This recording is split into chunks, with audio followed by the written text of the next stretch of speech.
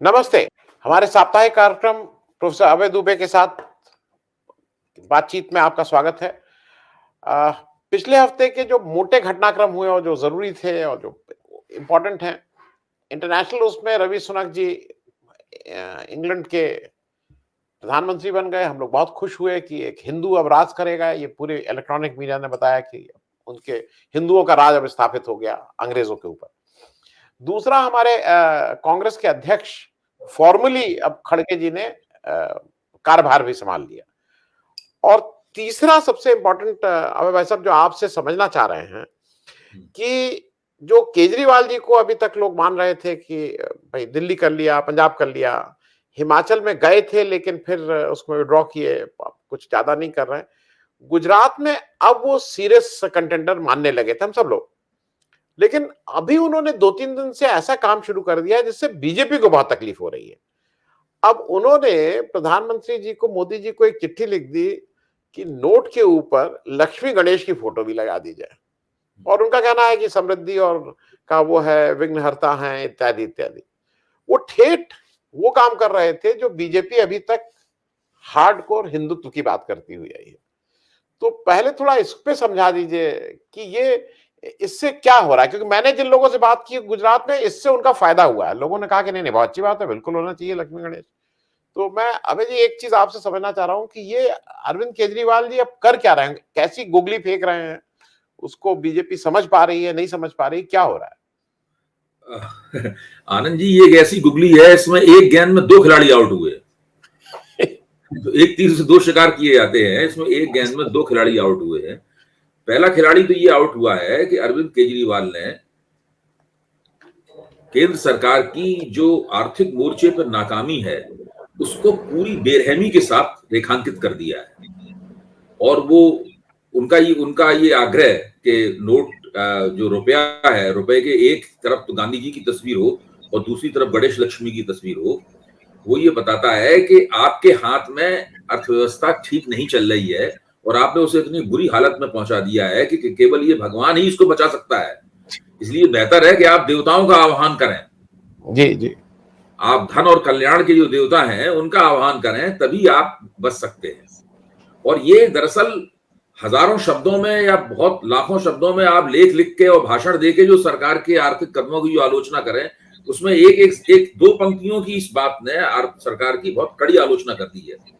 सरकार और सरकार के प्रवक्ता और उनके समर्थक इस बात को लेकर बहुत तिलमिला गए हैं। दूसरा, इस गुगली ने दूसरा खिलाड़ी जो आउट किया वो ये है कि भारतीय जनता पार्टी के प्रवक्ता अरविंद केजरीवाल को याद दिला रहे हैं कि भारत एक सेकुलर देश है। और इससे पहले दूसरे लोगों को भाजपा और आरएसएस वालों को याद दिलाना पड़ता था कि भारत एक सेकुलर देश है। अब वो याद दिला रहे हैं कि भारत एक सेकुलर देश है, इसलिए नोटों के ऊपर गणेश देवताओं की तस्वीर नहीं छापी जा सकती, भले ही वो धन और कल्याण के देवता ही क्यों ना हो। देखिए, ये जो पूरी बहस है, और अरविंद केजरीवाल ने जो प्रधानमंत्री को पत्र लिखा है, दरअसल ये भाजपा ने ही दूसरे दलों के लिए जो ट्रैप बिछाया है, जाल बिछाया है, जो है ये दरअसल उसकी काट है। भाई, भाजपा ने और राष्ट्रीय स्वयंसेवक संघ ने भरपूर कोशिश करके और कामयाब कोशिश करके पूरे राजनीतिक विमर्श का हिंदूकरण कर दिया है।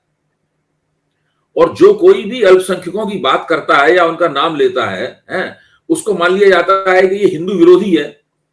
अब अरविंद केजरीवाल अपनी पार्टी को इस रूप में राष्ट्रीय मंच पे पेश करना चाहते, दिल्ली के मंच में नहीं, अब तो राष्ट्रीय मंच के खिलाड़ी हैं, दिल्ली राष्ट्रीय मंच पे इस रूप में पेश करना चाहते हैं कि हमारी पार्टी जो हिंदू भावनाएं हैं उनकी नुमाइंदगी भी करती है और साथ साथ में वो मुसलमान विरोधी भी नहीं है। देखिए, जो तथाकथित सेकुलर और लिबरल हैं उनकी बात आप छोड़ दीजिए, वो तो पुराने तरह की राजनीति के ट्रैप में फंसे हुए हैं। उन्हें नहीं पता है कि भारतीय जनता पार्टी ने जो उनके लिए जाल बिछाया है उस जाल से वो कैसे निकले।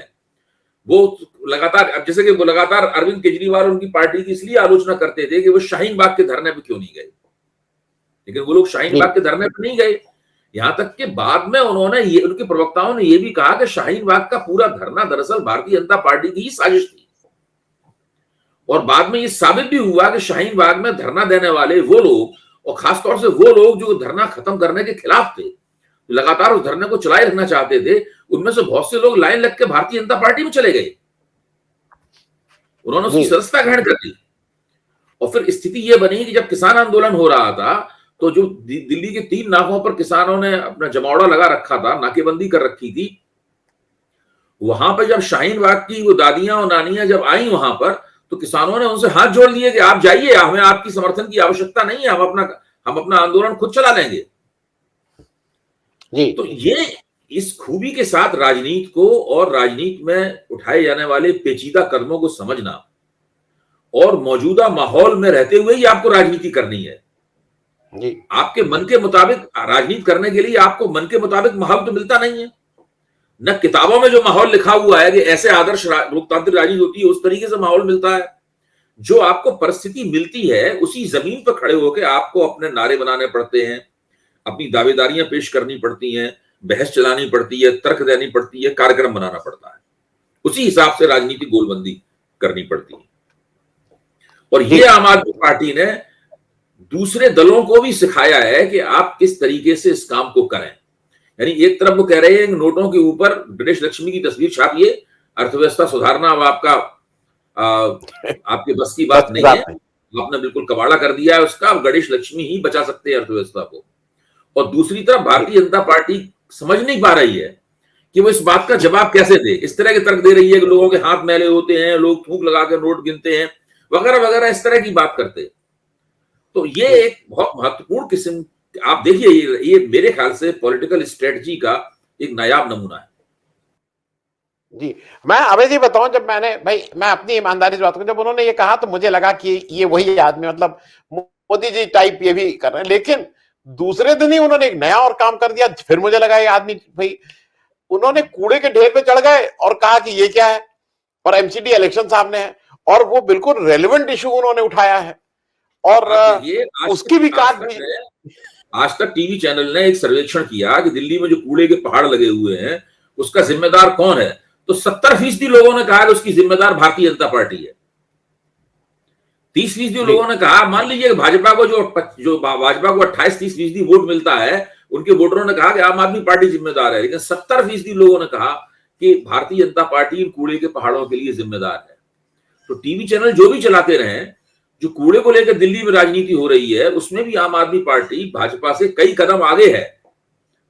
और नगर जो स्थानीय निकायों के चुनाव होने वाले हैं दिल्ली के अंदर, उसमें भाजपा सांसद में फंसी हुई है बुरी तरीके से। एक बार तो अमित शाह ने हर पार्षद का टिकट बदल दिया था, सारे पार्षदों के टिकट काट दिए थे। एक चुनाव चली है, इस बहाने जल दिया, अब दोबारा आप कैसे काटेंगे? उस बार भी एक तरह की स्वीकृति थी कि सारे पार्षद भ्रष्ट और नकारा थे, तभी तो आप लोगों ने बदला। एक भी आपको अच्छा पार्षद नहीं मिला जिसको आप टिकट देते। अब क्या फिर दोबारा वो पार्षदों को पूरी तरीके से बदलेंगे? क्या करेंगे? ये सब भारतीय जनता पार्टी के लिए बहुत बड़ी चुनौतियां हैं। दिल्ली में भाजपा बहुत बुरी तरीके से फंसी हुई है। जी जी। तो और नहीं, मुझे इसलिए ये ठीक लग रहा था क्योंकि ये एक ऐसा इश्यू है जो आम आदमी के को तुरंत आंदोलित कर रहा है। हो सकता है लक्ष्मी गणेश एक पर्टिकुलर धार्मिक भावना हो, लेकिन ये तो तुरंत आंदोलित कर रहा है। मैं अफरोज साहब एक चीज और, क्योंकि आजकल जमाना, ये मसला यहां नहीं रुकेगा। ये जो बहस है लक्ष्मी गणेश वाली, ये यहां रुकने वाली नहीं है। जैसे जैसे अर्थव्यवस्था की स्थिति और खराब होगी, जैसे जैसे महंगाई और बढ़ेगी, जो कि बढ़ने वाली है, खुद रिजर्व बैंक भी स्वीकार कर रहा है, सब लोग स्वीकार कर रहे हैं, जैसे जैसे मुद्रास्फीति बढ़ेगी, थोक मूल्य सूचकांक और उपभोक्ता मूल्य सूचकांक के बीच की जो विषमता है वो और ज्यादा विकृत होगी, विषमता और ज्यादा डिस्टॉर्शंस पैदा होंगे। वैसे वैसे आप देखेंगे कि ये तर्क और बल पकड़ेगा और लोग इसको व्यंग के रूप में भी इस्तेमाल करेंगे, भाजपा की आलोचना के तौर पे भी इस्तेमाल करेंगे, और भाजपा के लिए चुनौती के तौर पे भी ये तर्क इस्तेमाल किया जाएगा। जी जी। अब जरा हम लोग थोड़ी चुनाव की बात कर लें, क्योंकि इस मौसम में अगर चुनाव की बात नहीं करेंगे तो लोगों को लगेगा कैसे। हिमाचल प्रदेश के चुनाव ऑलरेडी अनाउंस्ड हैं और आज उसकी शायद लास्ट डेट है नॉमिनेशन की। और अभी गुजरात के चुनाव का अनाउंसमेंट तो नहीं हुआ है, लेकिन ये मोर और लेस मान लिया गया है कि 8 दिसंबर को गुजरात चुनाव के इलेक्शन की भी वोट की गिनती होगी। हिमाचल प्रदेश चुनाव में प्रो साहब ये बताइए कि उसको अब लोग कह रहे हैं कि मोदी जी की वो कर्म भूमि रही है और मोदी जी वहां बिल्कुल खुद लगे हुए हैं और उसको ठीक से मॉनिटर कर रहे हैं। बीजेपी के पास एक लंबी लिस्ट है, जयराम ठाकुर, अनुराग ठाकुर, जेपी नड्डा, मोदी जी खुद, कश्यप जी, पुराने धूमल जी, इत्यादि इत्यादि। कांग्रेस की तरफ एक दिक्कत आ रही है कि वो लोकल लीडरशिप या कहीं की भी लीडरशिप अभी तक दिखाई बहुत नहीं दे रही है। वीर बहादुर सिंह जी की पत्नी एक लीडरशिप है, लेकिन ऐसा कहना है कि लोकल इश्यूज इतने ज्यादा इंपॉर्टेंट हो गए हैं, खास करके पेंशन वाला इशू और बेरोजगारी का, कि लोग इस समय एंटी इनकम्बेंसी जो जो कांग्रेस अरे बीजेपी की है, वो स्वतः शायद नेगेटिव वोट कर रहे हैं बीजेपी के अगेंस्ट। देखिए, ये अभी एंटी इनकम्बेंसी का किरदार क्या है हिमाचल प्रदेश में, और उसकी राजनीतिक सरकार से बहुत लोग नाराज होते हैं, और जब लोकल इश्यूज उस नाराजगी के केंद्र में होते हैं, तब उस एंटी इनकम्बेंसी के किरदार को समझना और मुश्किल होता है, क्योंकि हर आदमी का मुद्दा है, वो किस बात पे नाराज है। कोई जरूरी मतलब अगर कोई एक या दो प्रश्न हो इनके ऊपर मान लीजिए नाराजगी है बड़े पैमाने पर, तो वो एंटी इनकम्बेंसी को हम लोग समझ सकते हैं, वही एंटी इनकम्बेंसी का कारण ये है, और उसकी राजनीतिक अभिव्यक्ति इस सीमा तक होगी, इस सीमा तक नहीं होगी। लोग नाराज बने रहेंगे लेकिन सरकार बदलने के लिए वोट नहीं करेंगे, और इतना बड़ा हिस्सा जो है आप लोग समझने की कोशिश करते हैं ये नाराज है और सरकार बदलने के लिए वोट करेगा। ये अलग बात है। लेकिन जब आपके ही कथनानुसार जबकि तरह तरह के लोकल इशू जो है वो प्रभावित कर रहे हैं पूरे मसले को, तो एंटी इनकम्बेंसी क्या है, वो कैसे काम करेगी, भाजपा को कहां तक वो प्रभावित करेगी, ये समझ पाना थोड़ा सा मुश्किल है। उसके लिए थोड़ा इंतजार करना पड़ेगा, पहली बात। दूसरी बात, हिमाचल प्रदेश में एक और बात हो रही है। आमतौर पर सभी जगह जब पार्टियां जो सत्ता में हों, या सत्ता में आने की दावेदार हों, जब वो टिकट बांटती हैं, उसमें जिन लोगों के टिकट कटते हैं वो नाराज हो जाते हैं, और फिर वो विद्रोही उम्मीदवार, बागी उम्मीदवार जगह जगह खड़े किए जाते हैं। तो हिमाचल प्रदेश में ये स्थिति बहुत जबरदस्त है इस वक्त। चाहे जयराम ठाकुर हो, चाहे जगत प्रकाश नड्डा हो, या अमित शाह हो, या कोई भी हो, वो सब लोग इस वक्त, अनुराग ठाकुर हो, वो सब लोग इस वक्त बागियों को मनाने में लगे हुए हैं। यहां तक कि मुख्यमंत्री विभिन्न निर्वाचन क्षेत्रों का दौरा कर रहे हैं तो वो भाषण देने के लिए नहीं दौरा कर रहे हैं, ना रोड शो करने के लिए दौरा कर रहे हैं, उनका काम है बागियों को मनाना। तो इस वक्त भारतीय जनता पार्टी बहुत बड़े पैमाने पर चुनाव की जमीन पर हिमाचल प्रदेश में बगावत का सामना कर रही है। लेकिन क्या इसका फायदा उसकी मुख्य प्रतिद्वंदी कांग्रेस को सीधे सीधे होने वाला है? मैं नहीं समझता हूं कि अभी हम लोग इस निष्कर्ष पर पहुंच सकते हैं कि सीधे सीधे कांग्रेस को होने वाला है, क्योंकि कांग्रेस के अंदर भी टिकट के बंटवारे को सवाल को लेकर काफी बगावत है। कांग्रेसी भी कमोवेश उसी परिस्थिति का सामना कर रहे हैं, इस स्थिति का भारतीय जनता पार्टी सामना कर रही है। अब देखना यह है कि कौन सी पार्टी अपने बागियों को ज्यादा संतुष्ट कर पाती है, और कहां पे बागी किस हद तक वोट कटवा का। और ये सब जब होता है तो आपको निर्वाचन क्षेत्र दर निर्वाचन क्षेत्र आपको अध्ययन करना पड़ता है कि वहां पे जो बागी खड़ा है वो कितना प्रभावशाली है, या बागी ऐसा भी हो सकता है इसका कोई जो लोग उससे पहले ही से नाराज हो तो लोग सोच रहे हो, राहत की सांस ले रहे हो, अच्छा हुआ इसको टिकट नहीं मिला। तो इन सब बातों को देखना पड़ेगा कि कहां कहां कौन कौन से बागी हैं और वो कितना नुकसान कर रहे हैं। जी प्रोफेसर भाई, एक चीज जरा मुझे समझाइएगा, जैसे वहां के टोटल जो पॉपुलेशन है वो 68 लाख है, रफली 68 लाख। मैं एक सिर्फ उसके कंपैरिजन के लिए बता दूं, गोरखपुर की पॉपुलेशन 44 लाख है। गोरखपुर के साथ कोई भी मतलब अगर महाराजगंज को जोड़ लेंगे तो उससे बहुत ज्यादा 70-80 लाख हो जाएगा। मैं जो समझना आपसे चाह रहा हूं कि अगर छोटी पॉपुलेशन है, जैसे प्रधानी इलेक्शन बहुत मुश्किल होता है, एमपी से भी मुश्किल इलेक्शन प्रधानी है, लोग एक दूसरे की छोटी छोटी बातों के लिए गुस्सा रहते हैं। तो अगर लोग कम हैं, 68 लाख वोटर तो उससे और कम होंगे, लेकिन अगर 68 लाख की पॉपुलेशन है, वहां पे अपनी चीजों को समझाना, लोगों को मनाना ज्यादा मुश्किल है कि लार्जर पॉपुलेशन में एक आपने कुछ फेंक दिया चल गया, ज्यादा मुश्किल कहां रहता है? देखिए, राजनीति में, लोकतांत्रिक राजनीति में जो वोटों की गोलबंदी होती है उसमें नेटवर्कों की बड़ी महत्वपूर्ण भूमिका होती है, और वो नेटवर्क जमीन पर समाज के स्तर पर, धर्म के स्तर पर, कई स्तरों पर, संस्कृति के स्तर पर वो नेटवर्क काम करते हैं, वर्ग के स्तर पर भी काम करते हैं। जैसे मध्यवर्गीयों का अपना नेटवर्क होता है, फिर जातियों के स्तर पर नेटवर्क काम करते हैं, और फिर धार्मिक स्तर पर भी नेटवर्क काम करते हैं। नेटवर्कों की बहुत महत्व, वो नेटवर्क जो है ये चुपचाप काम करते हैं, ये शोरगुल नहीं होते हैं इनके आसपास। तो इस भारतीय जनता पार्टी की विशेषता ये है, एक जमाने में कांग्रेस की विशेषता होती थी कि वो नेटवर्कों का बड़ी खूबी से इस्तेमाल करती थी अपने पक्ष में।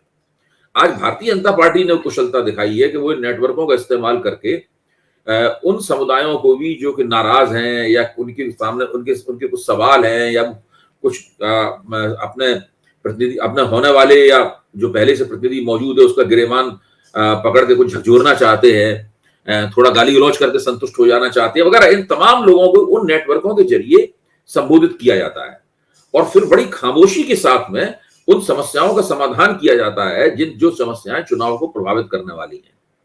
जरूरी नहीं कि हर बार इन कामों में कामयाबी ही मिले, वो निर्भर ये करता है कि एंटी इनकम्बेंसी का स्तर क्या है, कितनी प्रबल है वो नाराजगी, लोग नाराज हैं, लोग की नाराजगी का स्तर क्या है, क्या लोग सरकार बदलने के लिए बेचैन है। जैसे पंजाब में था, पंजाब में जो पहले से मौजूद राजनीतिक पार्टियां थी उनसे जनता इतनी नाराज थी कि कोई उन राजनीतिक पार्टियों को वोट देने के लिए तैयार नहीं था। इसलिए बड़े बड़े दिग्गज, चाहे नवजोत सिंह सिद्धू हो, चाहे प्रकाश सिंह बादल हो, चाहे सुखबीर हो, चाहे उनके मजीठिया हो, कोई भी हो, सब लोग चुनाव हार गए बुरी तरीके से। जनता की इतनी नाराजगी थी। तो वहां पे कांग्रेस के, अकाली दल के जो स्थापित और भाजपा के स्थापित नेटवर्कों ने उसे हिंदू वोट नहीं दिलवा पाए। हिंदू वोट भी आम आदमी पार्टी के पास चला गया ज्यादातर।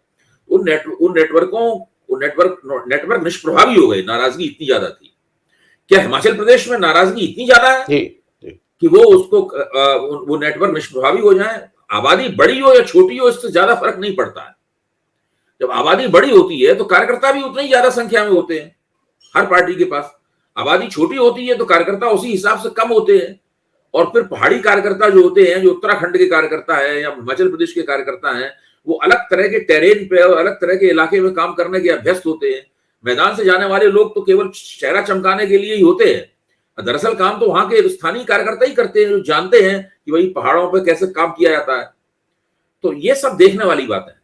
अब मैं एक चीज आपसे जल्दी से और समझना चाहता हूं। पिछले 68 सीट्स हैं, 68, उसमें से करीब 35 सीट पे हार जीत का फासला पिछली बार चाहे बीजेपी हो चाहे कांग्रेस हो वो 5000 से कम था, कहीं 2000, 3000, 1500 इस तरह से था। क्लोजली, मतलब एक तो वोटर कम है तो बात हार जीत बहुत क्लोज होती है। तो इसलिए मैनेजमेंट के मामले में मुझे ऐसा लगता है कि बीजेपी की एक एज है। अगर बराबर पे सारी चीजें बराबर हैं तो बीजेपी शायद वहां जो कांग्रेस के को जो लैक कर रही है, क्योंकि वहां राजीव शुक्ला जी उसका इंतजाम। मैं मानता हूं बात। देखिए, हम लोगों ने पिछली बार आपके ही मंच पे चर्चा की थी कि भारतीय जनता पार्टी पिछले चुनाव में ही उसने जो धूमल केंद्रित नेतृत्व था प्रदेश का, उसको बदल दिया था उन्होंने। और जयराम ठाकुर जो भी रहे हों, जैसा भी उनका प्रदर्शन हो, भारतीय जनता पार्टी उनके नेतृत्व पर दांव लगाए हुए है। कुछ ऐसा नहीं, वहां कोई संदेह की स्थिति नहीं है। भारतीय जनता पार्टी ने उनको मुख्यमंत्री बनाया और इस बार भी उन्हीं के नेतृत्व में मुख्यमंत्री के तौर पर चुनाव लड़ रही है, जो भी उसका नफा नुकसान उसको हो। तो भाजपा का नेतृत्व सुपरिभाषित है और जनता के सामने स्पष्ट है कि भाई ये बंदा बनेगा मुख्यमंत्री अगर भारतीय जनता पार्टी को हमने सत्ता दी तो। जी। कांग्रेस के जब वीरभद्र सिंह पिछला चुनाव लड़ रहे थे तभी उनकी उम्र 83 साल थी। तो जाहिर है कि वो बहुत बड़े नेता थे और उनकी वजह से कांग्रेस बार बार सत्ता में आती थी। भाजपा कभी दोबारा चुनाव नहीं जीत पाती थी, ये बात सही है वीरभद्र सिंह, लेकिन कांग्रेस को वीरभद्र सिंह का कोई विकल्प तलाशना चाहिए था। पिछला चुनाव हारने के बाद में कांग्रेस को चाहिए था कि वो नेतृत्व में परिवर्तन करती, कुछ नई शक्तियों को नेतृत्व में लाती और उनको धीरे धीरे करके पनपाती उनको, लेकिन कांग्रेस ने ये नहीं किया। वो वीरभद्र सिंह और उनके परिवार पर ही भरोसा करते रहे। उनके बाद उनके परिवार का जो प्रभाव था उस पर भरोसा करते रहे और आज वही नुकसान कांग्रेस को हो रहा है। जहां तक संगठन का सवाल है, भाजपा बहुत मुद्दतों से कांग्रेस से इस मामले में आगे निकल गई है। कांग्रेस की शक्तियां सब जगह मौजूद हैं, लेकिन जिस तरह से भाजपा काम करती है और उसके पीछे राष्ट्रीय स्वयंसेवक संघ खड़ा होता है, जिस तरह सुनियोजित तरीके से, सुपरिभाषित तरीके से वो लोग सोच समझ के अपनी गतिविधियां करते हैं और लगातार बिना थके हुए काम करते रहते हैं, ये एक बहुत बड़ी बात है जिससे भारतीय जनता पार्टी को नुकसान की परिस्थिति में भी जीत हासिल करने का मौका मिल जाता है। जी प्रोफेसर साहब, एक चीज और इसलिए एक इससे अलग हटके पूछ रहा हूं। कांग्रेस में जब खड़गे साहब अभी बने हैं नए अध्यक्ष, उन्होंने एक अपनी टीम, मतलब एक उन्होंने कमेटी बनाई है 45 से 47 लोगों की, और उसके पहले जैसे हम लोग ने पिछली बार भी चर्चा की थी कि थरूर साहब को अच्छे खासे वोट मिले थे, उन्होंने जाके पूरा बड़ा दिल दिखा के उनसे मिले भी, कहे भी कि मैं अवेलेबल हूं, जैसे आप कहिए, उनको उस कमेटी में नहीं रखा गया। देखिए, बहुत जैसे चुनाव के तुरंत बाद बार बार बहुत सारे समीक्षकों ने, जिनमें पुराने कांग्रेस जन भी शामिल थे, वरिष्ठ किसी का नाम लेने का क्या फायदा जी, वरिष्ठ कांग्रेस जन भी शामिल थे, वो बार बार इस बात को रेखांकित कर रहे थे कि जो लोग चुनाव हारे हैं वो कांग्रेस के शत्रु नहीं है। उनको बागियों के, उन्हें आला कमान के खिलाफ, गांधी परिवार के बागियों के रूप में देखना गलत है। उनको दरअसल, और एक उदाहरण भी दिया गया था कि जिस तरह ओबामा ने हिलेरी क्लिंटन को डेमोक्रेटिक पार्टी के अंदर राष्ट्रपति पद के उम्मीदवार के चुनाव में हराया, और जब वो राष्ट्रपति बन गए तो उन्होंने फौरन हिलेरी क्लिंटन को अपना विदेश मंत्री बना लिया, सेक्रेटरी ऑफ स्टेट बना लिया, और इस तरीके से पूरी डेमोक्रेटिक पार्टी एकताबद्ध होकर खड़ी हो गई। और उसने बाकायदा 8 साल सरकार चलाई कामयाबी के साथ में, जिसमें वो घटना भी हुई जिसमें ओबामा बिन लादेन को अमेरिकी फौजों ने पाकिस्तान में खोज के मारा। तो उस वक्त का पूरा दृश्य है कि राष्ट्रपति बैठे हुए हैं, हिलेरी क्लिंटन भी सामने बैठे हुए हैं, ऐसा लगता है कि पूरा अमेरिका वहां पे बैठा हुआ है, उसकी नुमाइंदगी कर रहा है। तो ये चीज कांग्रेसियों ने सीखी नहीं। वो अभी भी ये देख रहे हैं कि ये G23 का बंदा है शशि थरूर की जो क्षमताएं हैं भाई, उनको 1000 से ज्यादा वोट प्राप्त हुआ है। आप सोचिए, पिछले 18 साल से कांग्रेस पूरी तरीके से सोनिया गांधी द्वारा नामजद, नामांकित और नियुक्त लोगों द्वारा सारे देश में जिला लेवल से लेकर और केंद्रीय स्तर तक चलाई जा रही थी। ऐसी कांग्रेस में सोनिया गांधी के उम्मीदवार को 1000 से ज्यादा वोट नहीं मिले। मेरा तो मानना था कि शशि थरूर को 100 के करीब वोट मिलना चाहिए, बाकी सारे खड़गे को मिलना चाहिए थे। लेकिन शशि थरूर ने काफी वोट हासिल किए और सम्मानजनक स्थिति में वोट हासिल किए। आप याद कीजिए जितेंद्र प्रसाद को कितने वोट मिले थे सोनिया गांधी के मुकाबले। तो मैं कहना ये चाहता हूं जी, मैं कहना ये चाहता हूं कि शशि थरूर ने अपने आप को कांग्रेस की राजनीति में सिद्ध कर दिया है कि उनका प्रभाव है, उनकी आवाज कांग्रेस जन सुनते हैं सब जगह से जी। और देखिए, ध्यान कीजिए, मल्लिकार्जुन खड़गे को सबसे ज्यादा वोट कहां से प्राप्त हुए हैं? उत्तर प्रदेश से प्राप्त हुए। उत्तर प्रदेश में जहां पर कांग्रेस का भी ज्यादा कुछ है नहीं। इसका मतलब यह है कि शशि थरूर को जो वोट प्राप्त हुए हैं वो ऐसे इलाकों से प्राप्त हुए हैं जहां पर कांग्रेस का प्रभाव है। ये बात और शशि थरूर को मिले 1000 से ज्यादा वोटों को गंभीर बना देती है जी। तो इन सब बातों को कांग्रेस आला कमान को समझना चाहिए। उन्हें चाहिए था कि शशि थरूर को एक बहुत महत्वपूर्ण कार्यकारी स्थिति दी जाती, और इस तरह से खड़गे साहब का जो अनुभव है और उनकी वरिष्ठता है और बुजुर्गियत है और उसका सम्मान है, उसके साथ में अगर शशि थरूर की योग्यता, क्षमता, उनकी भाषण देने की क्षमता, युवाओं में उनकी लोकप्रियता, उनका युवा होना और सक्रिय होना, ये दोनों चीजें अगर मिल जाती तो वो फिर मणिकांचन संयोग होता, जो कांग्रेस नहीं कर पा रही है। क्योंकि मैं अपना एक वो बता दूं, मतलब मेरे हिसाब से अगर खड़गे जी अपने गृह प्रदेश और शशि थरूर साहब अपने गृह प्रदेश को छोड़ दें तो पॉपुलर वोट अगर पड़े नॉन कांग्रेसियों का भी, तो उसमें शशि थरूर शायद हैंड्स डाउन आगे जीत जाएंगे। मैं एक ऐसे ही हाइपोथेटिकल बात कर रहा हूं। खैर, चलते चलते मैं एक चीज और समझ लो, ये जो भारत जोड़ो यात्रा है ये बिल्कुल बात मैं आपसे पूछ रहा हूं, अगर गांधी परिवार ने खड़गे साहब को समर्थन न दिया होता, खुला समर्थन दिया, देखिए जी, उनको अघोषित ऑफिशियल उम्मीदवार माना जा रहा था जी। अगर दोनों को बराबर लेवल प्लेइंग फील्ड मिलता तो आप सोचिए कौन जीतता जी। ठीक बात। मैं एक चीज और इसलिए पूछ लूं क्योंकि ये कुछ चीजें मुझे खटक रही हैं। ये भारत जोड़ो यात्रा का काट क्यों नहीं ढूंढ पा रहे हैं? वो दीपोत्सव भी कर लिए, 18 लाख दिए जला के, फिर वो वहां पे गिनीज बुक का उन्होंने दिखा भी दिया, सर्टिफिकेट आ गया भाई कि हिंदुस्तान ने वो बनाया। क्यों नहीं काट? ये दीपोत्सव ये सब कर रहे हैं। केदारनाथ में जाके दिन में 7 ड्रेस बदल लिए, क्या दिक्कत है? क्यों नहीं अभी तक बीजेपी कोई काट? मैं पहले भारत जोड़ो यात्रा के महत्व को बहुत आंक रहा था और अभी भी आंकता हूं उसके महत्व को।